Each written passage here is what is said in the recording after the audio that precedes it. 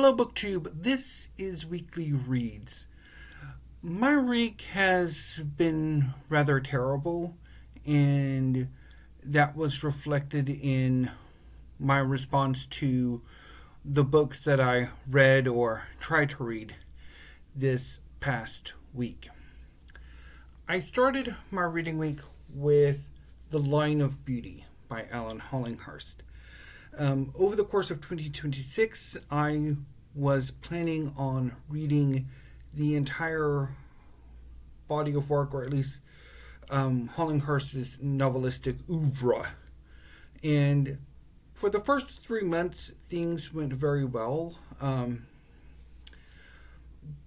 But I hit a wall with The Line of Beauty. The Line of Beauty is a novel set in the 1980s about a young gay man in his 20s named Nick Guest, who becomes the pet of a wealthy aristocratic political family called the Feddens. Nick is a friend of the son of the family, Toby, and is basically drafted or quasi-adopted to look after Toby's younger sister, Kat, who has mental issues.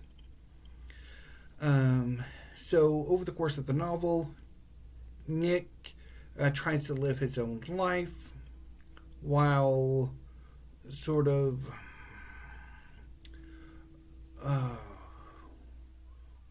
desiring the wealth of the Feddens, or and I don't quite know why I bailed on this. So I started the novel on Friday and read the first 2 chapters. And then on Saturday, I struggled with the 3rd chapter.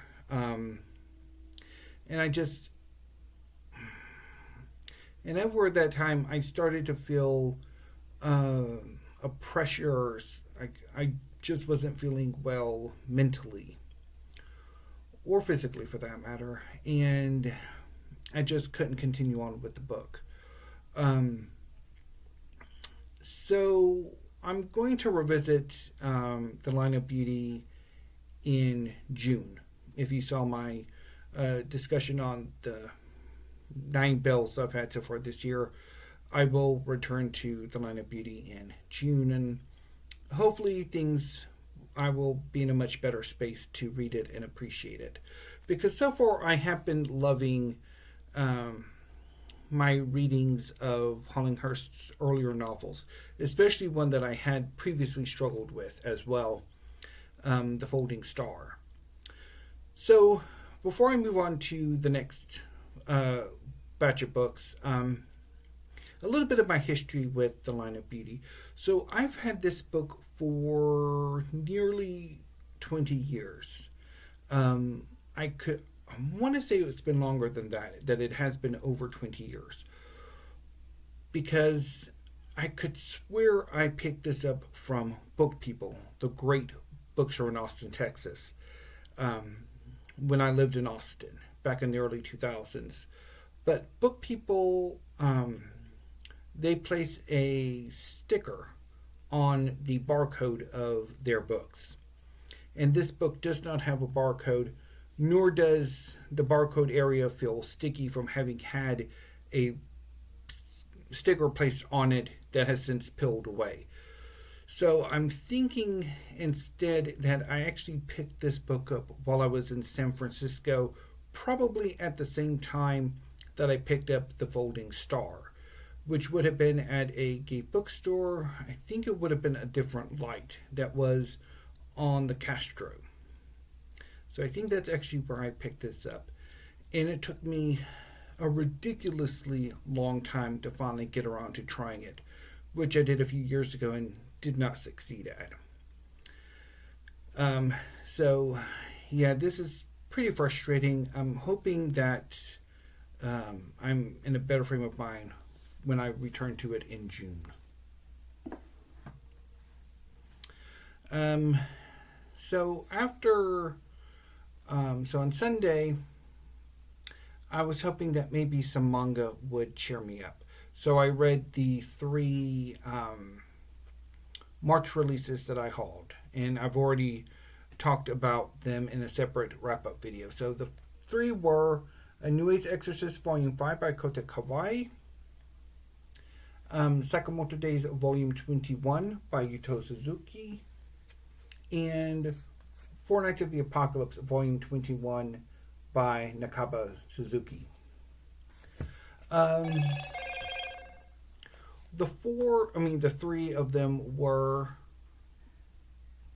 disappointments. Certainly, I think as far as New Age Exorcist is concerned, after ruminating it for most of this week, I am going to drop this series. So there won't be any more New Age Exorcist, and I will figure out what I want to do with the 5 volumes that I currently have.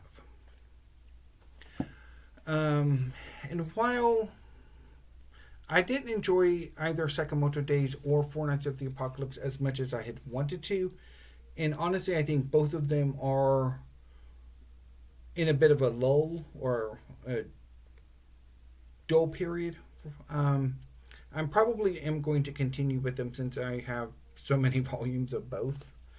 But again, I might change my mind on that. And I've been feeling the last few months that my love of manga has started to wane. Particularly given compared to like last year. I mean, last year I was devoting most of my month to reading manga. And this month it's just basically the new releases. So I don't know. Okay. So on Monday, I shifted my focus to nonfiction, hoping, okay, well, maybe some nonfiction will pick me up. So I decided to try Q, A Voyage Around the Queen by Craig Brown. This is an idiosyncratic biography of Queen Elizabeth II that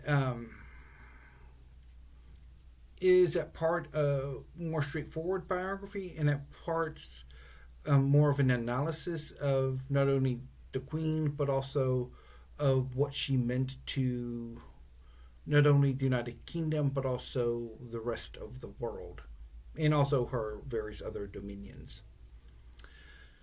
And I just could not get into it. I couldn't get into it. So I'm hoping I might maybe be either in a mood come November, or it will be time for a reckoning between me and history and other forms of nonfiction. So, over the course of the work week, I did read 2 volumes of poetry. As Been Waking by Daniel Schonning, which is an okay collection. I liked it. Also liked The Furies by Moira Egan. But I don't think either one of them are going to be favorites of mine. So that leads to this coming week's reading. So today I'm going to start on The Life to Come by Michelle de Krester for Aussie April.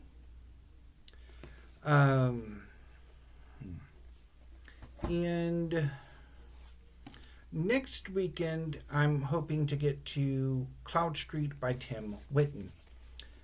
This will be Bill Redemption in years coming. It's about 2 families that come together to live at a rather dilapidated house and the shenanigans that follow. So again, this is much like with The Line of Beauty and some of the other books that I talked about in my Bell video earlier today. I'm not entirely sure why I bailed on this. I don't remember why. Now, between de Krester and Winton And then post Winton for the rest of April, I'm not entirely sure what I want to do. Right now, I'm thinking about either during those days reading a Stream System by Gerald Murnane. This is a collected edition of his short fiction. Or getting back to One Piece by Eiichiro Oda, starting from volume 76. I think volume 75 is where I stopped last year. So I'm going to pick One Piece back up with volume 76. But I will check to confirm with that on my reading list from last year. But I'm thinking it is 76. So I'm not entirely sure which of the two I'm going to choose. Anyway, BookTube, that's what I've been reading, or at least wanting to read. Yeah, as far as how things are going, things are still a little bit rough. It does take me a while to recover from having bad weeks.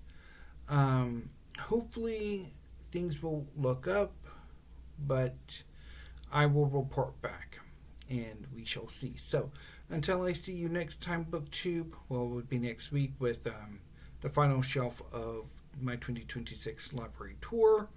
I still need to figure out how I'm going to film that final bookcase, because where I have been filming isn't quite going to work. I mean, it's going to be like a pretty long distance. So I'm not sure what I can do. I'll figure it out. And it'll work. Or at least partially. Anyway, BookTube, until I see you next week, thank you and have a great rest of your afternoon and have a great weekend.